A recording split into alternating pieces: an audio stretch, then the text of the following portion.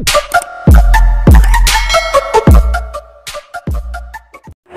mga master! Welcome back again to our channel. Panibagong araw, panibagong kabanata na naman ang pagsamasamayin natin ngayong araw na ito. At kung bago ka sa ating channel, pag-click ang subscribe button and hit the notification bell para updated kayo sa ating mga susunod na videos. So mga master, bago natin simulan ang ating kabanata ngayong araw na ito, huwag po sana natin skip yung ads mga master no, dahil malaking bagay na po yan sa ating munting channel. So simulan na natin kabanata ngayong araw na ito. Let's go! Kabanata 6481-6500. Kabanata 6481. Zeus sneered disdainfully, habang maaari mong mamuno sa mga lupain sa ilalim ng 33 langit, wala kang awtoridad sa walang bisa ni Yin, isang kakaibang espasyo, at ang ibang battlefield. Balak kong bisitahin ang mga kakilala sa walang bisa ni Yin. Sinusubukan mo bang pigilan ako? Mahigpit na tumugon si Tai Chi, maaari mong gawin ang nais mo, ngunit dapat siyang manatili. Sinabi ni Zhou, natatakot ako na wala kang karapatang mag-order sa kanya. Siya ang napili. Iginiit ni Tai Chi, kahit na, hindi niya malalabag ang batas ng mga landas at pilitin ang kanyang paraan sa pamamagitan ng Zymergy. Kung hindi, ang mga batas ay walang ibig sabihin, hindi ba sila? Huwag mo akong pilitin na ilantad ka. Nagdilim ang mukha ni Zhou. Natigilan, natahimik si Tai Chi. Mahalagang paunawa, mahal na mga mambabasa, mangyaring ay bookmark ang aming bagong site, backtech.com upang magpatuloy sa pagbabasa ng mga nobela. Salamat, recommend, linisin ang iyong browser cache ngayon upang ma-access ang mga nawawalang mga kabanata. Matapos ang isang mahabang buntong hininga, dahan-daang sinabi ni Zhou, kapag ninakaw mo ang Wuanfanite Pill, na-infiltrate ang 33 langit, at nakamit ang kapangyarihan ng Tai Chi at ang iyong kasalukuyang katayuan sa pamamagitan ng pandaraya, hindi ka ba napunit at napunit ang iyong kaluluwa sa hangin? Nilabag mo ang batas ng mga landas sa harap niya ngunit hindi naparusahan. Ang napili ay hinimok at naligaw ng iyong mga makina. Nahulog siya sa iyong bitag sa isang galit na galit. Si Tai Chi mismo ay nag-joke, ngunit ang Tai Chi gas na pumipigil kina Zhou at James ay mabilis na bumagsak habang siya ay lumaki ng labis. Hakbang. Huwag mo akong pilitin na magalit. Inihayag ni Zhou ang kanyang kamay, ang kanyang fly whisk na tumatama sa Tai Chi gas na may isang sinag ng gintong ilaw. Sa isang instant, isang makitid na daanan ang nagbukas, na pinapayagan silang bumaba ng mabilis. Mapahamak ito. Ang galit na galit ni Tai Chi ay sumigaw, gayunpaman napatunayan ito ng walang saysay. Samantala, nagpupumilit si Lucille na palayain ang Hador mula sa pagkakahawak ng mga kapangyarihan ng Tai Chi sa kabila ng kanyang pagsisikap. Kapag siya ay naubusan ng mga ideya, isang gintong ilaw na nagmula sa walang bisa at lumitaw sa tabi niya. Pagkatapos, lumitaw ang isang puting may buhok na matatanda na nakasuot ng balabal, na nagpapalabas ng isang hangin ng kawalang kamatayan. Si Lucille ay likas na ginamit ang kanyang sandata sa pagbabantay. Gayunpaman, sa susunod na sandali, inalog ni Zhou ang kanyang kamay, na pinakawalan ang isang malawak na gintong ilaw na nakabangga sa Tai Chi power na pinipigilan si Hador. Sa pamamagitan ng isang resounding clang, ang hadlang ay kumalas. Kaagad na sumunod, si Hador, na natrap sa loob, ay nag-cough ng isang malaking halaga ng dugo at gumuho sa walang bisa. Nagmadali si Lucille upang suportahan siya, na tumatawag ng may kinalaman, Sir Hador. Naging mapatla ang mukha ni Hador, at umiling-iling siya, dugo mula sa sulok ng kanyang bibig. Sinabi niya na nagmamadali, ayos lang ako. Magmadali, si Tai Chi ay niloko si James. Dapat nating pigilan siya kaagad. Hindi mapigilan ang kanyang pagkasabik nang makita ang nakatayo sa harap ni Zhou, mabilis na hinawakan ni Hador ang kamay ni Lucille at bumangon sa kanyang mga paa sa kabila ng sakit na dumaan sa kanya. Matapos makita ang mukha ni Zhou, ang kanyang paunang pagkabalisa ay hinalinhan. Sa isang nagpapasalamat na ekspresyon, tinalakay niya siya, Sir Zhou. Tumango si Zhou at sinabi ng may kasiyahan, nagawa mo na rin. Tila hindi mali ang tungkol sa iyo ni Yani. Labis sa papuri, lumuhad si Hador bago si Zhou at yumoko ng malalim. Nagdala ako ng kahihiyan sa aming mga ninuno at pinayagan ang mundo ng Ying na mahulog sa gayong kakilakilabot. Ito ay isang malubhang kasalanan na karapat-dapat na parusa. Itinaas ni Zo ang kanyang kamay, enveloping Hador sa isang banayad na gintong ilaw upang suportahan siya sa kanyang mga paa. Nararamdaman ang mga nakapagpapalakas na epekto ng enerhiya na dumadaloy sa kanya, yumuko muli si Hador at nagpahayag ng tame time, "Salamat, Sir Zu." Ang ekspresyon ni Zu ay lumambot habang siya ay nagbuntong hininga. Ito ay dapat na mahirap para sa iyo. Si Yani ay maipagmamalaki. Panipi.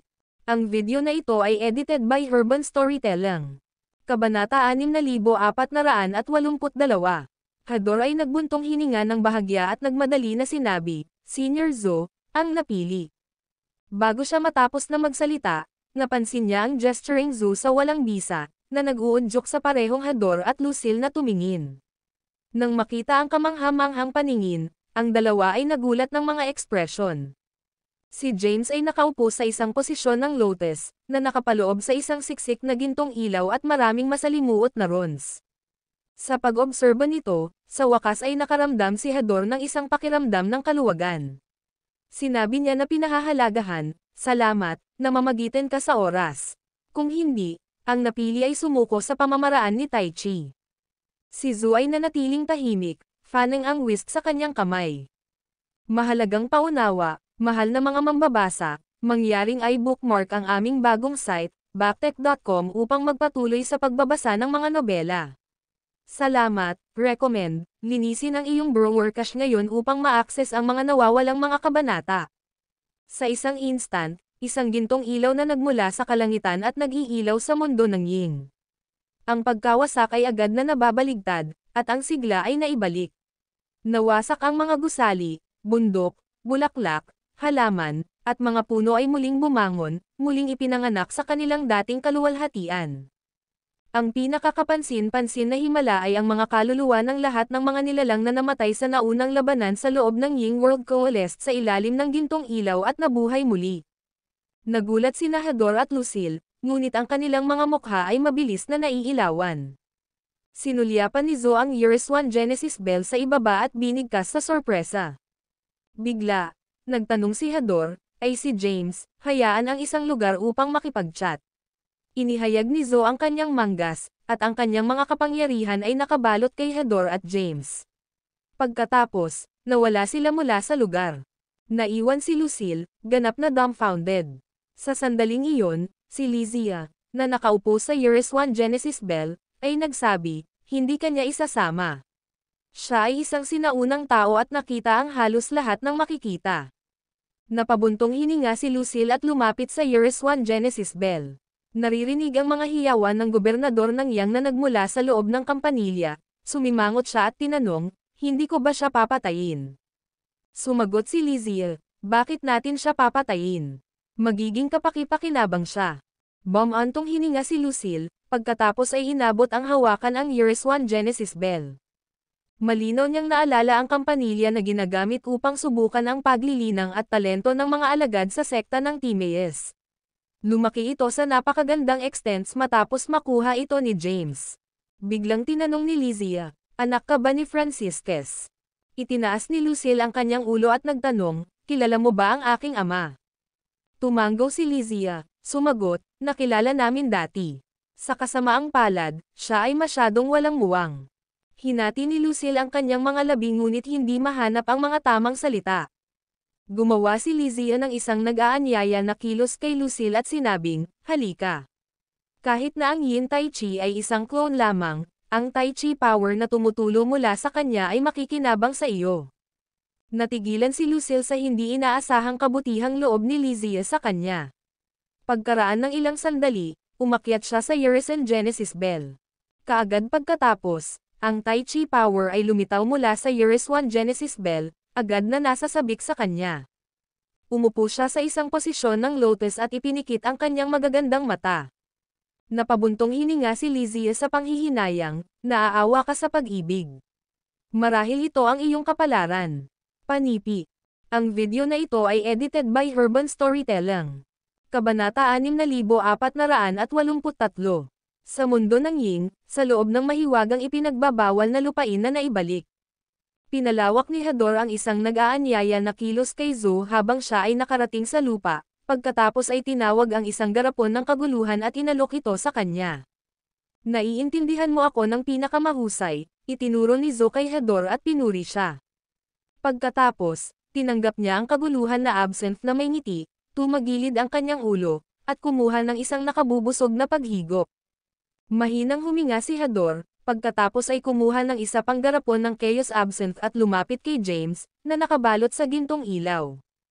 Mahalagang paunawa, mahal na mga mambabasa, mangyaring i-bookmark ang aming bagong site, backtech.com upang magpatuloy sa pagbabasa ng mga nobela. Salamat, recommend, linisin ang iyong browser cache ngayon upang ma-access ang mga nawawalang mga kabanata. Biglang namagitan si Zo, na nagsasabing, nililinang niya ang tahimik na sining at hindi ito maiinom para sa ngayon. Tumanggaw si Hador na maliwanag bilang tugon. Tumalikod siya, ngunit ang isang puwersa ay biglang tinanggal ang kaguluhan sa kanyang kamay. Bumalik, nakita niya si James na may hawak na garapon ng kaguluhan at ibinuhos ito sa kanyang bibig. Agad na binigkas ni Hador si Joy, "Oh, gising ka na." "Mabilis iyon," sabi ni Zo, na kamakaway sa kanyang kamay upang ikalat ang gintong ilaw sa paligid ni James.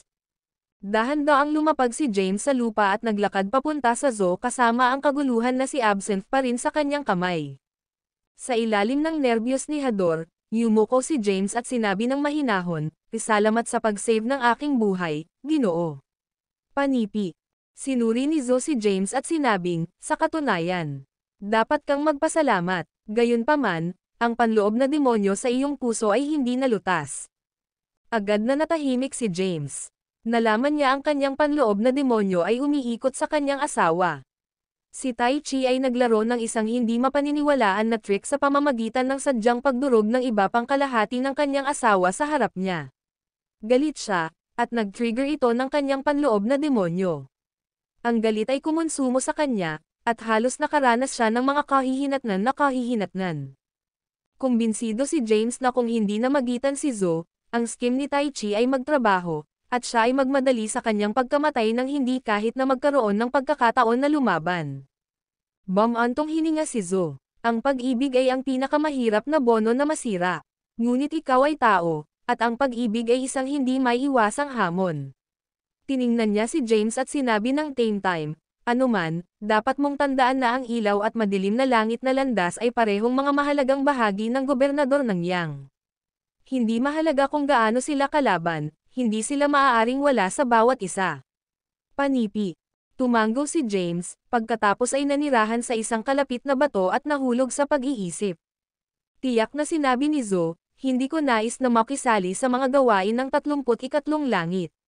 Ngunit ipinagkatiwala ako ng isang tao at nais na manatiling tapat sa kanilang mga kagustuhan." Sinulyapan niya sina James at Hador, pagkatapos ay nagpatuloy, na nagsasabi, "Pareho kang maliit na Tai Chi. Ito ay hindi lamang isang posisyon, o hindi rin ang kalooban at lakas ng Yeria ay lumampas sa iyo.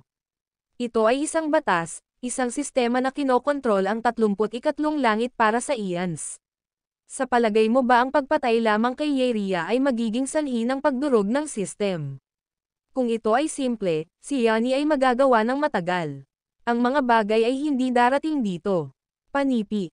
Matapos marinig ito, hinimas ni James ang kanyang kilay at tinanong, "Pinarangalan ko na ang aking lakas ng labanan sa martials, ngunit bakit ang aking lakas ay mas mababa pa rin kay Yani?"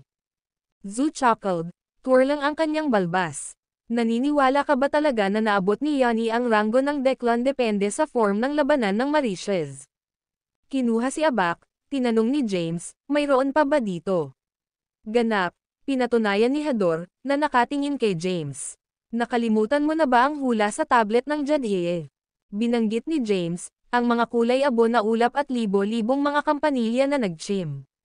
Sa itaas ng kapangyarihan ng Genesis ay kung saan nahanap mo ang form ng labanan ng Marcy Ice. Ang Nirvana Golden Bones, ang Quasar Second Body, ang Dernature, at ang Declan Mahayana. Tumanggaw si Zo, na nagsasabing, "Tama. Marami ang madalas na tiningnan ang mga ito bilang mga batayan para maabot ang ranggo ng Declan. Gayunpaman, ang mga ito ay mga hula tungkol sa iyo, ang napili. Wala nang ibang makakamit ang mga hula na ito. Ang video na ito ay edited by Urban Storytelling. Kabanata 6484. James ay nakuha at tinanong, para sa akin. Kinumpirma ni Zo na may ngiti, Sinulat ni Yanni ang unang kalahati, at ang tagapagtatag ng kapangyarihang pangkasaysayan ay nagsulat ng ikalawang kalahati. Ito ay lumitaw sa kanila na ang tumataas na salungatan sa pagitan ng form ng labanan ng Marquesas at kapangyarihan ng historial ay walang kontrol. Bukod dito, manipulahin sila ni Tai Chi, at ang kaguluhan ay nahulog sa iba't ibang mga buhay na nilalang sa mundo. Nakakainis sila sa pagdurusa at nais na tapusin ito. Sa makatuwid, nilikha nila ang mga pamantayang ito upang makilala ang isang individual na may kakayahang magamit ang parehong mga kapangyarihan, pagsira sa mga limitasyon ng paglilinang, at pag-iwas sa mga skim ng Tai Chi. Panipi. Inilabas ni James ang kanyang mga browser ng malalim at tinanong, kung napagtanto nila ang isyo, bakit hindi nila ito itinama mismo? Tinapon ni Zo ang kaguluhan at ipinaliwanag, hindi sila may istorbo. Matapos nilang mapagtanto ang isyo, nagpalitan sila ng mga pananaw at naghiwalay ng mga paraan. Pagkatapos, iniwan nila ang kalamidad na ito para malutas mo. Panipi. Mahalagang paunawa, mahal na mga mambabasa, mangyaring i-bookmark ang aming bagong site, backtech.com upang magpatuloy sa pagbabasa ng mga nobela. Salamat, recommend, linisin ang iyong browser cache ngayon upang ma-access ang mga nawawalang mga kabanata. Pinahihit ni James ang kanyang mga mata at bumantong hininga sa sobrang galit. Naisip niya, iyon ang uri ng pipi. Nagdulot sila ng problema, ngunit inaasahan nilang may ibang linisin ang gulo. Ang dalawang pambihirang powerhouse na ito ay tila hindi responsable. Pero bang makita ang mga saloobin ni James, tumawa si Zeus at sinabing, sa pamamagitan ng swerte na napili ka. Hindi bababa sa hindi kanila iniwan upang alagaan ang gulo ng wala. Inihanda nila ang landas para sa iyo at inihanda ang pamagat ng napiling isa para sa iyo. Sa palagay mo gusto ko sila. Biglang nagkaroon ng foreboding sensation si James, na parang isang pawn lamang na namanipulate ng isang hindi nakikitang puwersa.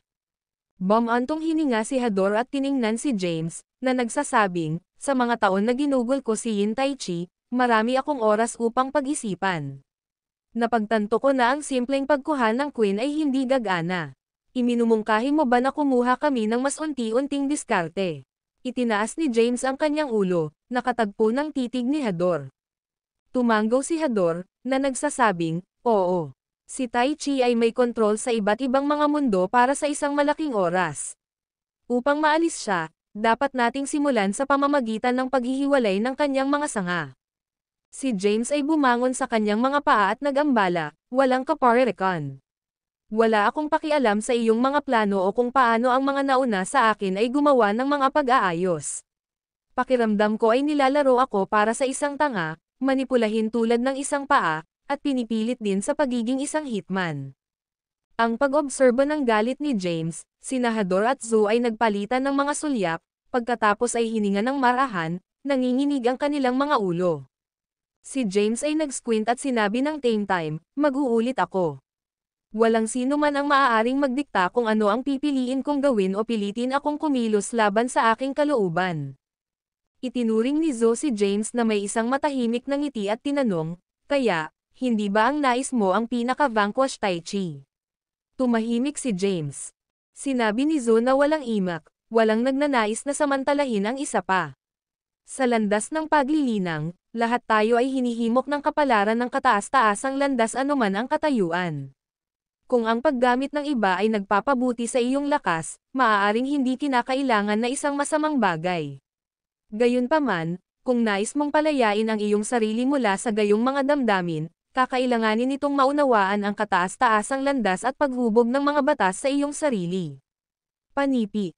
Huminga ng malalim si James nang marinig ang malalim na mga salita ni Zo. Ang mga salita ni Zo ay binubuo ng karunungan at malalim na sumasalamin kay James. Sa katunayan, walang nais na manipulahin. Gayunpaman, ang mga walang halaga ay itatapon, at ang mga kapaki-pakinabang ay itulak pasulong, naisip ni James. Pagkatapos sumasalamin, tinanong niya, ano ang tungkol sa aking asawa? Ang video na ito ay edited by Urban Storytelling. Kabanata 6485. Tulad ng pag-aalala ni James, Iniwasan ni Hador ang kanyang titig, na malinaw na nabibigatan ng pagkakasala. Pumirma at sumagot si Zhou, ang espiritu ng gobernador ng Yin ay kasing mataas ng langit at natural na lumalaban sa mga dikta ng kapalaran. Malamig na tanong ni James, Fate. Ano ba talaga ang kapalaran ng kapalaran? Panipi. Malumanay nang umiti si Zhou at ipinaliwanag, ang kapalaran ay isang paunang natukoy na kurso na itinakda ng batas ng mga landas. Ano ang dapat gawin at maaaring gawin ay naayos na. Nag-squint si James at tinanong, hindi ba ang kataas-taasang landas tungkol sa maayos na pagkakahanay sa kalikasan? Bakit, kung gayon, kailangan ba ang mga batas na mamamahala sa atin? Ang pag-align sa kalikasan ay isa ring proseso ng hakbang-hakbang. Ipinaliwanag ni Zhou na nakangiting, ang pag-align sa kalikasan ay isa ring hakbang-hakbang na proseso. Imposibleng para sa lahat ng nabubuhay na nilalang na makamit ito mula sa simula. Mula sa pagsilang ng langit at lupa, sumailalim tayo sa matinding pagbabagong anyo. Ang 5 pangunahing yugto ay ang Taiyi Taichu, Taishi, Teiso, at Taichi. Mula sa wala, isang napakaraming mga bagay na nabuo. Ang mga yugto na ito ay kilala bilang 5 pinakamataas na ebolusyon. Ang panahong ito ay kilala bilang panahon ng kaguluhan sa Hongrome. Mahalagang paunawa, mahal na mga mambabasa, mangyaring i-bookmark ang aming bagong site, backtech.com upang magpatuloy sa pagbabasa ng mga nobela. Salamat, recommend, linisin ang iyong browser cache ngayon upang ma-access ang mga nawawalang mga kabanata. Matapos mabuo ang Tai Chi, lumitaw si Yin at Yang. Kasunod nito, ang kaliwanagan at kaguluhan ay naghihiwalay. Bilang resulta, ang langit at lupa ay umiral. Pagkatapos, ipinanganak ang 5 elemento, na humahantong sa unti-unting paglaganap ng lahat ng nilalang at maraming buhay. Ang kakanyahan ng mga magsasaka ay pakikiramay, pagiging frugality, at kawalan ng pag-iingat. Ngunit ang pangwakas na pagpapakita ng dakilang daw ay sa mga nabubuhay na nilalang, at habang sila ay nagbabago, hindi nila maiiwasang magkaroon ng mga emosyon at kagustuhan. Ang paglitaw ng pagnanais na natural na nagdudulot ng kasakiman, galit, kamangmangan, pagmamalaki, hinala, na humahantong sa mga salungatan, karahasan, pang-aapi, at panlilinlang. Ang titig ni Zhou ay lumipat kay James, na nakikinig ng mabuti, kung pinapayagan natin ang kalikasan na gawin ang kurso nito, hindi ba magiging kumpleto sa kasamaan na hayaan ang mga nabubuhay na nilalang na patuloy na magpakasawa sa mga nakakapinsalang hangarin na ito? Sa isang mundo na walang mga batas, ang kabutihan ay hindi maaaring manalo sa kasamaan, at ang mahina ay magkakaroon ng pagkakataon na mabuhay laban sa malakas. Sumimangot si James at tinanong, kaya umiiral ang mga batas upang pigilan sila. Sinabi ni Zeus na nakangiting, ang mga pagpigil ay pansamantala lamang. Ang mga hangarin ng mga nabubuhay na nilalang ay likas. Paano mapipilit ang mga pagpigil sa kanila? Ang paggabay sa mga nabubuhay na nilalang upang ma-channel ang kanilang mga hangarin patungo sa mga mapagkawang-gawang dulo ay mahalaga. Maingat na sinabi ni James, ang paglilinang. Lahat ng mga pagnanasa ay maaaring matupad sa pamamagitan ng masigasig na paglilinang, na humahantong sa isa hanggang sa mas mataas na taas at marahil ay umabot sa ranggo ng Deklan. Sumang-ayon si Zhou sa isang ngiti, tama. Ang landas ng paglilinang ay may kapangyarihan upang matupad ang anumang pagnanais ng mga nagpadala na nilalang at gumuhit ng mga mabibigat na individual mula sa magkakaibang mga background upang magsimula dito. Ang prosesong ito ay hindi lamang nagbibigay ng mga pagpapala sa mga nilalang mula sa lahat ng mga kalagayan ng buhay ngunit lumilikha din ng isang puwang kung saan ang bawat isa ay maaaring umunlad ng nakapag-iisa, na bumubuo ng isang walang katapusang pag-ikot. Gayunpaman, upang maisakatuparan ito, ang bawat paglalakad ng buhay sa iba't ibang mga mundo ay dapat na ikinategorya. Ang pagkakaiba-iba sa mga marka ay nakasalalay sa paglalaan ng mga mapagkukunan ng paglilinang, na tinitiyak na ang mga humahabol sa landas ng paglilinang ay pinagkalooban ng maraming pagganyak. Kasabay nito, ito ay isang hadlang laban sa mas malakas na mga magsasaka na nakikipagsapalaran sa mga mas mababang antas ng mundo upang samantalahin ang mahina. Naliwanagan, biglang tumango si James. Sa wakas ay naintindihan niya ang kahalagahan ng batas sa pamamagitan ng karunungan ng nakaranas. Gayunpaman, nag-uudyo pa rin siya ng pagyusisa tungkol sa kung paano natukoy ang paglalaan ng mga mapagkukunan ng paglilinang. Kaya, Ipinahayag niya ang kanyang katanungan. Si Zhu ay nanatiling pasyente, na nagbibigay ng isang komprehensibong paliwanag batay sa impormasyong pag-aari niya. Ang konsepto ng pamamahagi ng mga mapagkukunan ng pagsasanay ay umiikot sa pagkahati ng mga pangunahing mundo at dimensional na mga puwang. Matapos makaranas ng labis, marami si James ay marami ang natutunan at mas madali para sa kanya na maunawaan. Ang video na ito ay edited by Urban Storytelling. Kabanata 6486. Pagkatapos ng pakikinig sa paliwanag ni Zhu, tanging ang tinatawag na 33 langit ang nagpakita sa kanya ng mga bagay sa isang bagong ilaw. Ang 33 langit ay nahahati sa 24 na pagnanais na langit, ang 4 na langit ng Johert, ang 4 na banal na langit, at ang Tai Chi Grand Templo. Sa loob ng 24 na pagnanais na langit ay 9 na mas mababang langit, 9 na gitnang langit, at 6 na itaas na langit. Ang mga nakatanim sa ika-9 na pagdurusa ng Uriswandael Rango ay maaaring makapasok sa 9 na mas mababang kalangitan. Ang mga naang paglilinang ay umabot sa rurok ng ika-9 na pagdurusa ng Uriswandael Rango ay pinahihintulutan sa 9 na gitnang langit. Mahalagang paunawa, mahal na mga mambabasa, mangyaring i-bookmark ang aming bagong site, backtech.com upang magpatuloy sa pagbabasa ng mga nobela. Salamat, recommend, linisin ang iyong browser cache ngayon upang ma-access ang mga nawawalang mga kabanata. Ang 6 na itaas na langit ay binuksan lamang sa mga nakarating lamang sa pagkumpleto ng Uriswandael Rango. Samantala, ang 4 na Johert langit ay kinuha lamang sa mga magsasaka sa unang rango ng Zeklan. Ito ay pinamamahalaan ng 3 talento ng Tai Chi at 4 na simbolo. Kinokontrol ng mga gobernador ng Yin at Yang ang 4 na banal na langit, at mga powerhouse lamang sa ika-5 rango ng Zeklan at sa itaas ay pinapayagan na pumasok. Samantala, tinanggap lamang ng Tai Chi Grand Table ang mga nakarating sa rango ng Deklan, at narito rin kung saan naninirahan si Tai Chi. Ang 33 langit na ito ay orihinal na malinaw na nahahati at hierarchical. Ang bawat langit ay may iba't ibang halaga ng mga mapagkukunan ng paglilinang, at ang mga kakayahan sa paglilinang ng mga nilalang na pinangangalagaan ay natural na naiiba. Gayunpaman, natakot si Tai Chi ng isa pang powerhouse sa ibaba niya ay maabot ang rango ng Deklan at magbabante sa kanyang posisyon. Para sa kanyang makasariling interes, tinatakan niya ang 33 langit, na may pinakamaraming mapagkukunan, na hindi pinapayagan ang sinumang pumasok. Bilang resulta, ang lahat ng mga nilalang sa mundo ng Tai Chi, kahit na ang kanilang paglilinang ay umabot sa rurok ng ika-9 na pagdurusa ng Uriswandael, ay hindi maaaring umakyat sa langit at linangin pa. Ang maximum na buhay na nilalang ay maaaring maabot ay ang konsumasyon ng ika-9 na pagdurusa ng Uriswandael Rango. Sa huli, dumating sila ng isang tinatawag na quasi-Deklan Rango upang linlangan ang kanilang sarili. Matapos pakinggan ang account ni Zhu, nagulat na nagtanong si James, ang Tai Chi ay bukas na sumisira sa batas ng mga landas, kaya bakit hindi anumang aksyon laban sa kanya? Sumagot si Zhu, ang batas ng Tai Chi ay namamahala sa lahat ng bagay sa ilalim ng 33 langit. Hanggat hindi iniwan ni Yeria ang 34 langit, ang batas ng mga landas ay hindi makagambala. Nakakatawa, tugon ni James. Lumingon siya kay Hador at tinanong, hindi mo ba ito walang katotohanan? Mahinang huminga si Hador, ito ay kung paano ito. Napukaw ka ni Tai Chi, nahulog sa kanyang bitag, at pilit na pumasok sa Zymergy. Kung si Zhu ay hindi na mamagitan sa oras, si Tai Chi ay tiyak na pumatay sa iyo. Kahit na ang batas ng mga landas ay walang pagpipilian kundi ang magpanggap. Masikip ang mga kamao ni James habang nakikinig siya.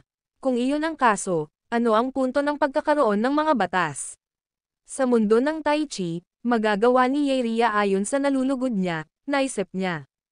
Matapos mag-isip ng ilang sandali, biglang lumingon siya sa Zhu at tinanong, sinasabi mo ba na hindi sapat para sa akin na pinagkadalubhasaan ang form ng labanan ng Marcia?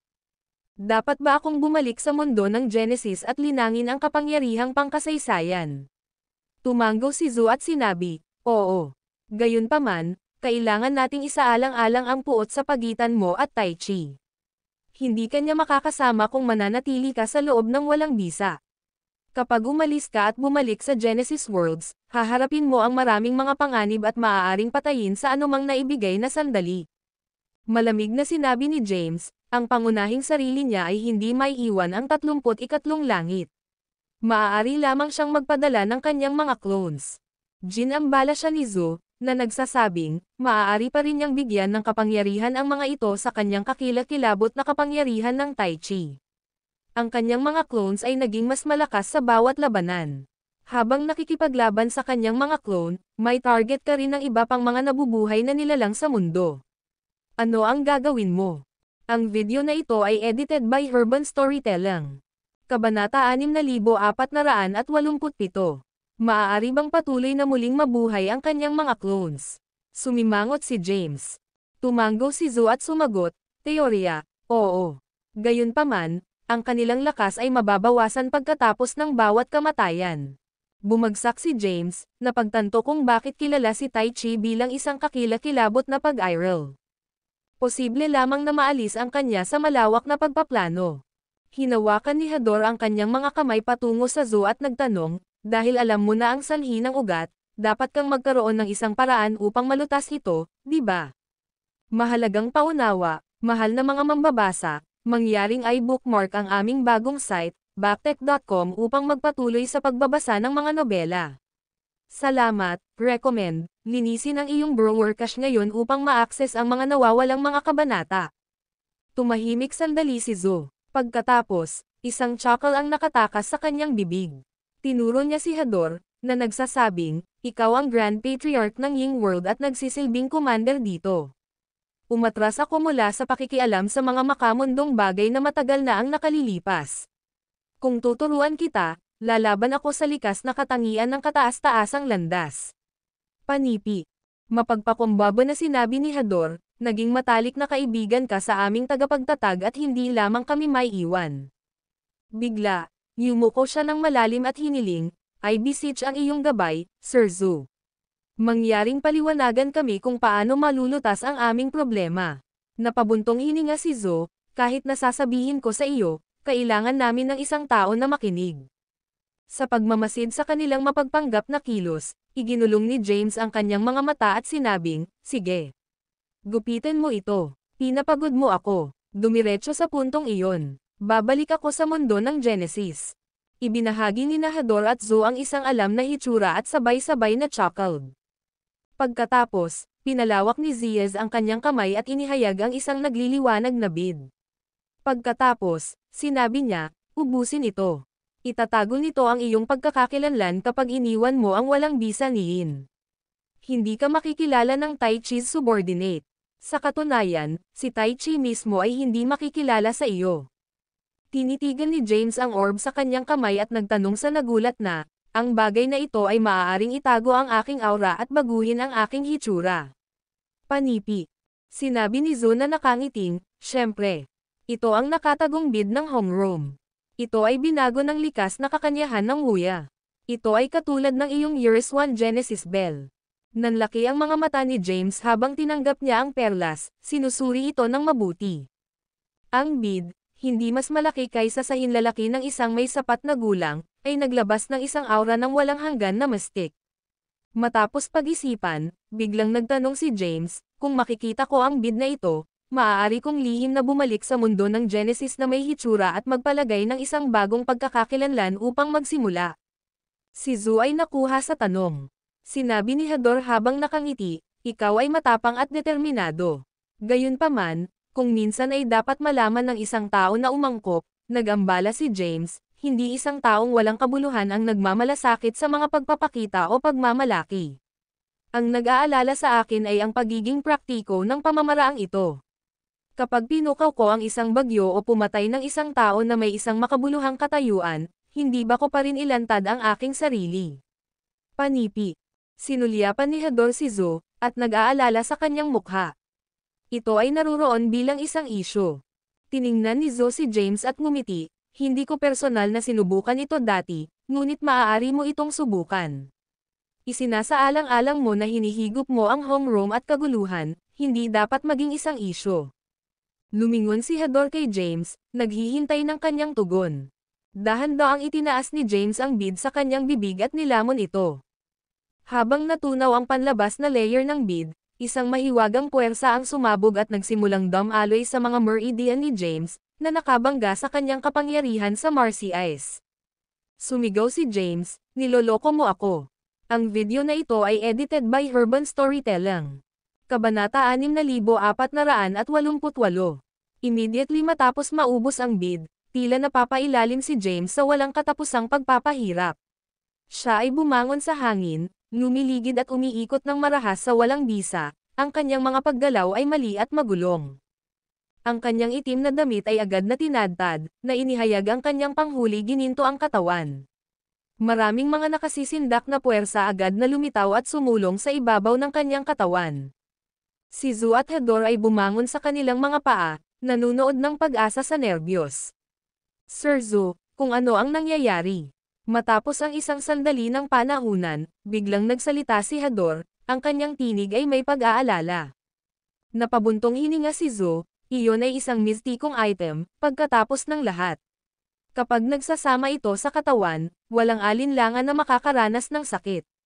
Ngunit pagkatapos ng sakit, makakakuha siya ng maraming panipi. Mahalagang paunawa, mahal na mga mambabasa, mangyaring i-bookmark ang aming bagong site, backtech.com upang magpatuloy sa pagbabasa ng mga nobela. Salamat, recommend, linisin ang iyong browser cache ngayon upang ma-access ang mga nawawalang mga kabanata. Nabalisa si Hador habang pinapanood niya si James sa paghihirap ng sakit, na nahihirapan sa walang bisa. Si James ang beacon ng pag-asa para sa mundo ng Ying, at ang anumang mishap ay magkakaroon ng makabuluhang mga repercussions. Habang tinitiyak ni James ang pangunahing, nawala ang kanyang katinoan at patuloy na naghahatid ng iba't ibang mga supernatural na kapangyarihan upang mapagan ang kanyang sarili. Habang umiiyak sa paghihirap, ang kanyang mga pisngi ay nagkalat, na nasa iba't ibang anyo. Nakakainis si Hador, "Hindi mo ba ako matutulungan?" Si Zu ay nanginginig ang kanyang ulo ng tame time at sinabing, ang bid ay nasa proseso ng pagkilala sa Panginoon nito. Hindi tayo makikialam, o magreresulta ito sa isang backlash. Nag-aalsa si Hador na sabik ngunit wala nang nagawa.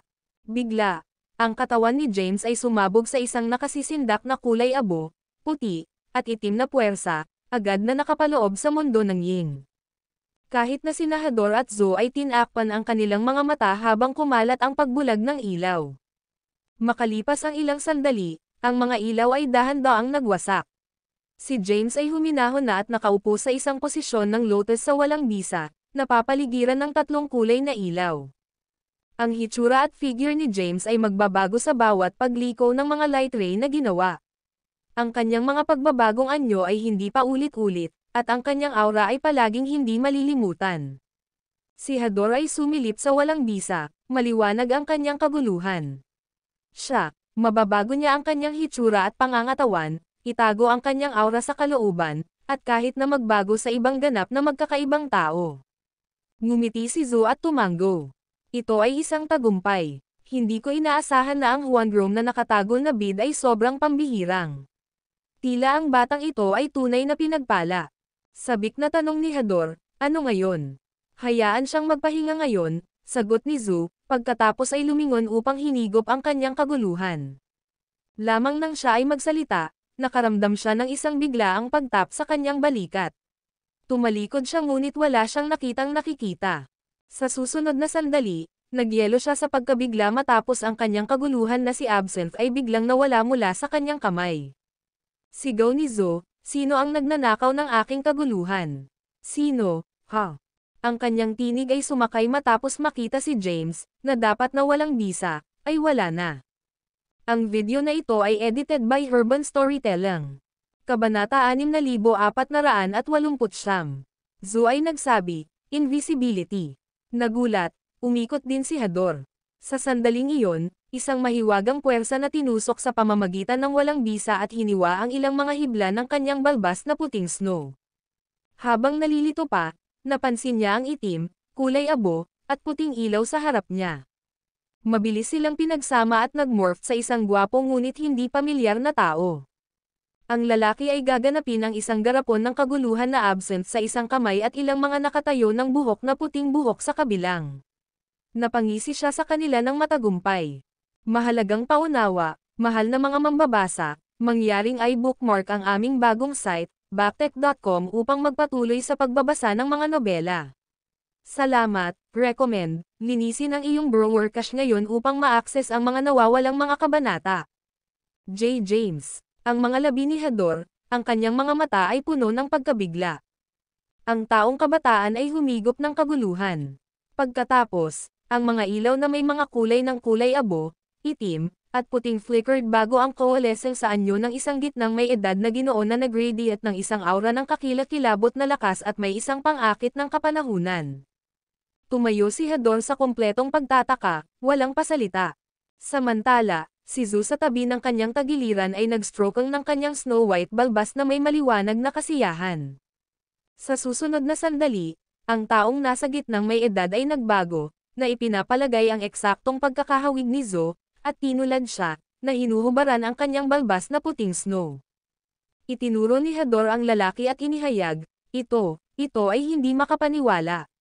Namangha ako, kaya't ito ang tunay na kapangyarihan ng nakatagong bid ng Homeroom. Sa sandaling umalis ang mga salita sa kanyang mga labi, ang taong nagdadala ng pagkakahawig ni Zu ay biglang hamina, na gumagalang sa orihinal na hitsura at tangkad ni James. Agad niyang nakaupo ang kanyang sarili sa isang posisyon ng lotus sa lupa, na nakatuon sa pag-regulate ng kanyang hininga. Namangha si Hador kay James na may sorpresa at kasiyahan, hindi ka panipaniwala, hindi ka panipaniwala. Ito ang kauna-unahang pagkakataon na nasaksihan ko ang gayong hindi mapigilan na mga pagbabagong anyo. Madali para sa iyo na malampasan ang mga kalaban. Hindi ka sapat na mahusay. Lumapit si Zo kay James na may ngiti, na tinawag ang isang gintong elixir at pinangangasiwaan ito sa bibig ni James. Di nagtagal, ang buong katawan ni James ay kumikislap na may kulay abo na ilaw. Nang maglaon, binuksan niya muli ang kanyang mga mata at itinaas muli ang kanyang ulo. Tumawa si Hador ng buong puso, yumuko ng magalang, at sinabing, binabati kita, James. Si James ay nagsalita, ang nakatagong bid ng Homeroom ay talagang maginhawa, ngunit ito ay nag-drains ng isang makabuluhang halaga ng enerhiya, lalo na ang hindi kakayahang umangkop.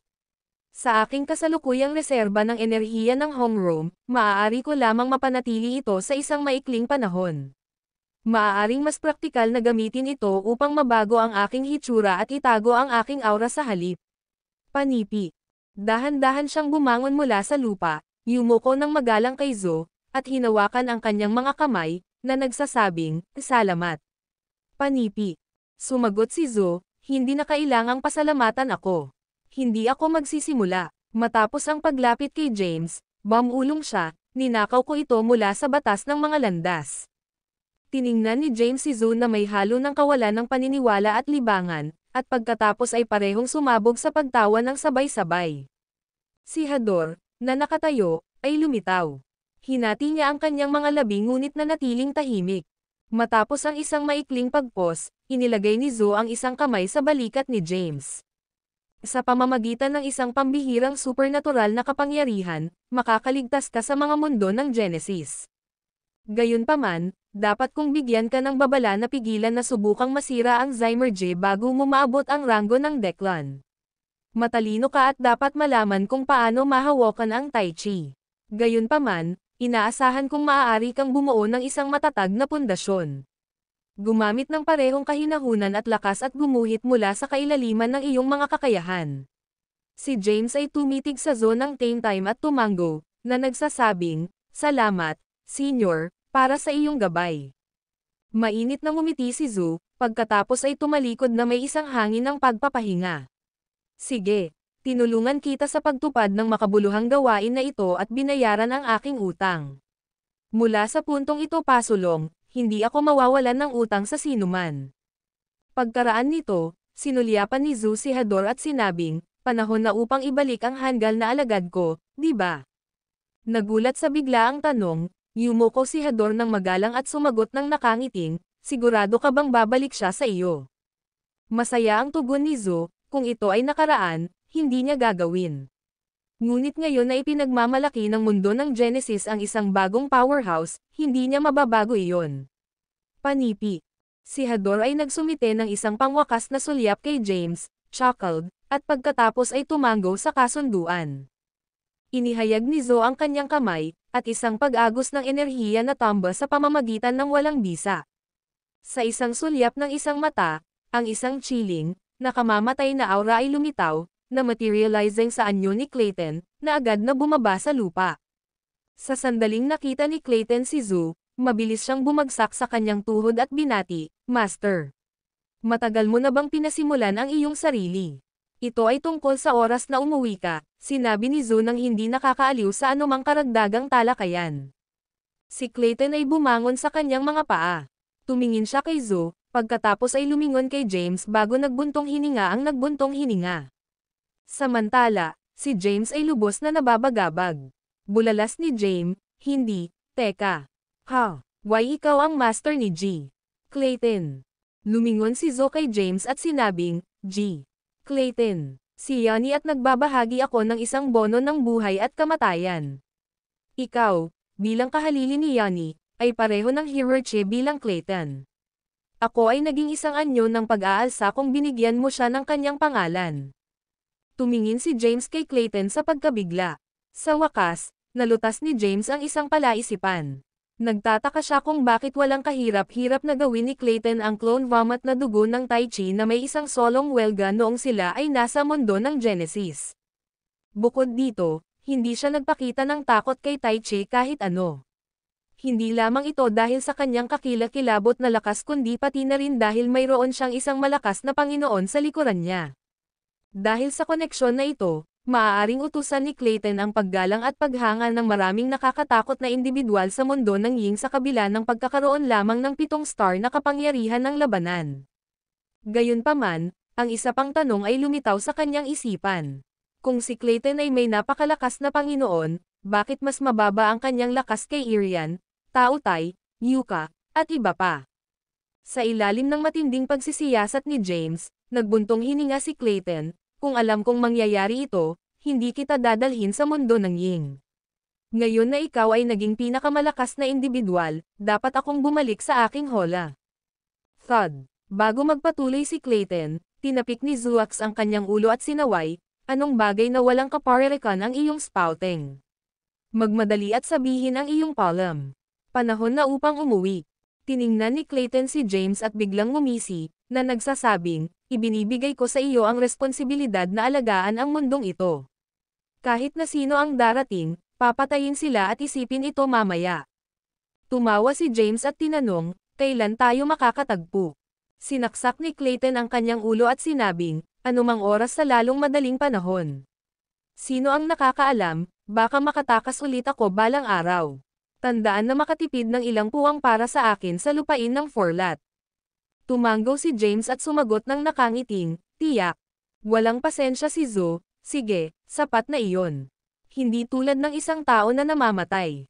Hayaan." Matapos magsalita, iniwas niya ang kanyang whisk, at isang gintong ilaw na nakapaloob kay Clayton. Ang video na ito ay edited by Urban Storytelling. Kabanata 6490. "Hindi ako makapaniwala na aalis lang siya tulad nito," sabi ni Hador, na medyo nag-aatubili. Si James ay nagungol sa kanyang sarili, ano ang isang sorpresa? Si Clayton ang kanyang alagad. Sinabi ni Hador, ang kanyang tono ay may pagkabagot, biglang naalala niya na nagbid lamang siya sa iyo. Hindi niya sinabi sa akin. Ang taong iyon ay walang puso. Ibinigay ko sa kanya ang labis sa aming mga alak. Panipi. Si James chuckled awkwardly. Ano ang maaari niyang sabihin sa iyo? Marahil ay ayaw niyang bumalik. Tiyak na nagtanong si Hador, gaano mo alam ang tungkol sa kanya? Alam mo ba kung bakit niya isinuko ang kanyang katayuan at dumating sa isang maliit na lugar tulad ng sa atin? Mahalagang paunawa, mahal na mga mambabasa, mangyaring i-bookmark ang aming bagong site, backtech.com upang magpatuloy sa pagbabasa ng mga nobela. Salamat, recommend, linisin ang iyong browser cache ngayon upang ma-access ang mga nawawalang mga kabanata. Umiling-iling si James. Gossip si Hador, siya ay katulad mo. Napababa ng pag-ibig. Nanlaki ang mga mata ni James habang tinanong niya, sino ang kanyang asawa? Nilinaw ni Hador ng isang ngiti, siya ay walang asawa at walang asawa. Nagbubuhos siya ng damdamin para sa isang taong hindi niya makukuha. WHO. Nagtanong si James. Bumantong hininga si Hador, ang ina ni Lucille, Celeste Babs. Nabiktima siya sa isang hindi nabanggit na pag-ibig. Matapos makita si Lucille, dapat na nasira ang kanyang puso. Tiningnan siya ni James sa pagkabigla, nagtanong, anak na babae ni Zachary, Lucille. Nakipag-ugnay si Hador, biglang huminto kay James. Hindi siya anak na babae ni Zachary. Ang kanyang ama ay si Franciscus, at nagmana siya ng isang katawan ng Velino. Panipi. Nanlaki ang mga mata ni James sa pagkabigla. Pagkatapos nito, ipinaliwanag ni Hador sa sage ng Celeste at Franciscus ng detalyado. Ang mukha ni James ay naging nagyayelo habang sinabi niya, tinitiis ni Celeste ang pagkagalit at napakalawak na pasanin upang makatulong na mailigtas ang linya ni Franciscus. Dapat siyang hailed bilang isang bayani na figure. Ang tono ni James ay nagdala ng isang nakamamatay na pakiramdam ng nakamamatay na hangarin habang tinanong niya, may kamalayan ba si Clayton? Sinulyapan ni Hador si James at sumagot, kung alam niya, ang mundo ng Ying ay baha ng dugo. Gayunpaman, siya ay sa huli ay selyadong at parusahan. Kahit na ang kanyang Panginoon ay walang kapangyarihan upang mailigtas siya. Panipi. Nagtanong si James na may mga browser na furrowed, dahil ba sa mga skim ng Tai Chi. Mahinang bumantong hininga si Hador, hindi lamang iyon. Tinanggal ni Clayton ang kanyang sariling base sa paglilinang at pinalayas mula sa Zymergy. Kahit na, ang kanyang mga kapangyarihan ay kataas-taasang sa mga mundo ng Genesis. Pinapatay niya ang ilang mga powerhouse dito at doon, ngunit si Tai Chi ay naging bulag na mata dahil kay Zo. Gayunpaman, kung pupunta siya sa isang massacre sa mundo ng Tai Chi, kakaiba ang kwento. Si Clayton ay gumamit din ng malaking pagpigil.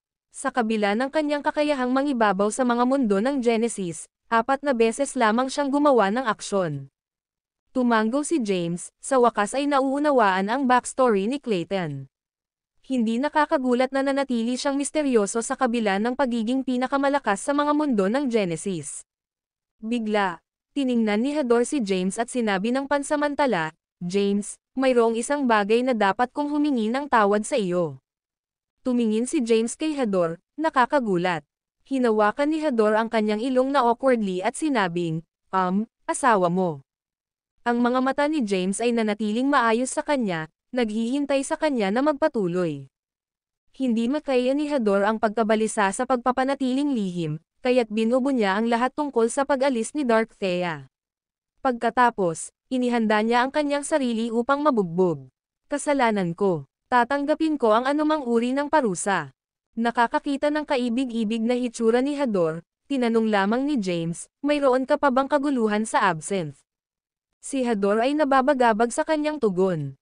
Ang video na ito ay edited by Urban Storytelling. Kabanata 6491. Paano maisip ni James ang pag-inom ng alak sa oras na ito? Ano ang iniisip niya? Maglalaban ba siya habang lasing? Nagtataka si Hador kung makakaligtas siya sa kakayahan ni James.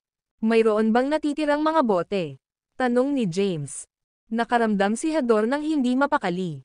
Inalag niya ang kanyang kamay, at isang bote ng kaguluhan na si Absinthe ay lumitaw sa harap ni James. Binuksan ni James ang bote at uminom ng kalahati nito. Ang kanyang buong katawan ay napuspos ng kaguluhan sa kaguluhan. Nang makita niya iyon, nagpanik si Hador. Mahalagang paunawa. Mahal na mga mambabasa, mangyaring i-bookmark ang aming bagong site, backtech.com upang magpatuloy sa pagbabasa ng mga nobela. Salamat, recommend, linisin ang iyong browser cache ngayon upang ma-access ang mga nawawalang mga kabanata. Si James ay malapit ng magalit. Magsasagawa siya ng aksyon. Darating ang isang bagyo. Gayunpaman, tumahimik siya sandali bago matapos ang kaguluhan na absinthe sa bote. Itinapon niya ang bote, na naging sanhi ng pagbasag sa isang bato sa malapit. Agad itong nabasag. Sa gayon, umiwas si Hador. Sinabi ni James, bigyan mo ako ng isa pang bote. Ang mukha ni Hador ay twitched. Siya ay nangahas na hindi huminga. Binigyan niya si James ng isa pang bote. Ang huli ay ininom muli ang lahat. Ang eksenang ito ay paulit-ulit na paulit-ulit. Napilitan si Hador na kumuha ng 8 bote ng Chaos Absinthe. Lahat sila ay nag-aaksaya dahil kay James. Kaya, si Hador ay nakaramdam ng kalungkutan at sasakit. Ito ay kumbinsido sa kanya na ang landas na napili ay sinisikap na lasing ang kanyang sarili upang parusahan siya. Ito ay dahil hindi maibagsak ni James ang kanyang pagmamataas noong siya ay matino. Nang hilingin ni James si Hador para sa ika-9 na bote ng Chaos Absinthe, nasira ang huli. James, sabihin mo lang sa akin kung paano mo nais na parusahan ako. Hindi mo na kailangang gawin ito. Gaano karaming mga bote ng kaguluhan na wala sa iyo? Pinutol siya ni James. Sa pag-iisip ng ilang sandali, kinakabahan si Hador, may ilan pa. Gusto ko ang kabuuang bilang. Sinulyapan siya ni James. Ibig kong sabihin ang bilang ng mga bote sa buong mundo ng Ying. Nabigla si Hador. Sumigaw siya, plano mo bang sayangin silang lahat? Sa palagay ko mas mabuti kung papatayin mo kaming lahat. Bakit ka masyadong maliit? Sumingit si James at sinabing, gusto ko lang kumuha ng ilang daang bote. Kapag lumabas ako rito, maaari ko ring hilahin ang koneksyon para sa Ying World din. Ipinikit ni Hador ang kanyang mga mata at sumigaw ng mapait sa kanyang puso. Naunawaan niya na ang napili ng landas ay ginamit ang katotohanan na ang kanyang asawa ay pinakawalan sa kanya. Kung tumanggi siyang bigyan si James ng Chaos Absinthe, magkahiwalay ang kanilang relasyon. Naisip ni Hador, Yin Governor, paano ka makatingin sa isang sakuna? Kung wala ka sa paligid, walang makakapidyaw sa kanya. Matapos timbangin ang mga kalamangan at kahinaan, tila nagpa siya si Hador. Hinaplos niya ang kanyang ngipin at kumalas sa kanyang kamay. Sa isang instant, isang gust ng itim na hangin na lumusot sa buong mundo ng Ying. 12 ng mga bote ng kaguluhan na si Absinthe ay lumipad kay James. Ito lang ang mayroon tayo. Masakit, sinabi ni Hador, mangyaring uminom ito ng dahan-dahan. Ang alak na ito ay hindi maaaring gawin. Magkakaroon ng isang mas kaunting bote sa mundo ng Ying kung uminom ka ng isa.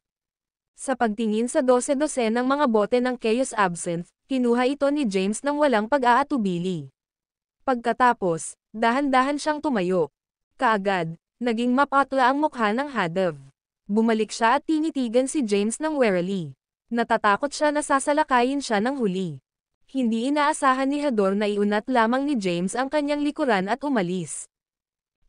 James. Tumawag si Hador ng madali. Tumigil si James sa kanyang mga track ngunit hindi tumalikod. Sa halip, inilagay niya ang kanyang mga kamay sa likuran at nagbuntong hininga. Kilala ko ang aking asawa. Pagkatapos, ginamit ni James ang hakbang na terrace astride at lumakad sa walang bisa. Pagkatapos nito, naaktibo niya ang form ng Dawn Blaze at nawala mula sa lugar. Hindi yon ang ibig kong sabihin, nalilito, kiniskis ni Hador ang kanyang ulo. Bakit sa palagay ko ay na-scam ako sa kanya? Ang video na ito ay edited by Urban Storytelling. Kabanata 6472. Sa blink ng isang mata, lumitaw si James bago ang Years 1 Genesis Bell. Naririnig ang Yin Tai Chi's wail sa kampanilya. Hindi niya maiwasang tanungin, hindi ba niya ipinakita ang kanyang orihinal na porma? Medyo mahirap. Sa Years 1 Genesis Bell, hinawakan ni Lizia ang baso ng alak at inalog ang kanyang mga binti. Ang kanyang hitsura ay nagpapasaya sa puso ng mga tao. Nakaupo sa tabi niya, tumingin si Lucille kay James. May gusto siyang sabihin ngunit nagpa siya na hindi. Itinaas ni James ang kanyang kamay. Lumitaw ang isang tunog na hindi tinatablan ng tunog. Pagkatapos, tinitigan niya si Lucille. Noong nakaraan, siya ang dakilang pari ng Mount Marty Alice, na labis na nakamamanghang. Kadalasan, siya ay isang pervert na nais matulog sa ibang mga kalalakihan. Ngayon, nagbago na siya. Siya ay naging anak na babae ni Franciscus mula sa anak na babae ni Zachary mula sa simbolong sumpa ng dugo.